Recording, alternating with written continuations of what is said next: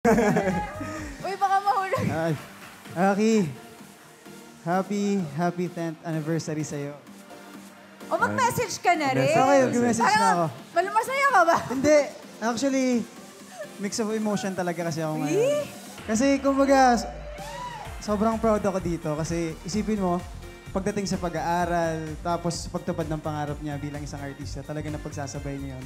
And hindi rin nakakagulat na ang dami nagmamahal sa kanya. Tama. Actually, ang sarap sa puso kasi yung iba, may mga trabaho na simula bata si Sophie andyan na para sa kanya. And hindi ako nagugulat doon. Ang GMA, pagmamahal sa kanya, yung Sparkle, AOS Family, napakaganda na binigay sa yung prod. Kanina nga nang sumasayaw, sabi ko, grabe. Nakaka-proud. Ano sabi mo? Grabe, sumayaw ka na lang talaga. Hindi, gusto ko lang sabihin sa'yo na... Alam mo yung pag-holdingan. Ay, may photo. Oo, Level up. Wala lang yung Hindi, ano. gusto ko lang sabihin sa'yo na sobrang proud ako sa'yo. And kahit sobrang dami mong fans, ako yung magiging #1 fan.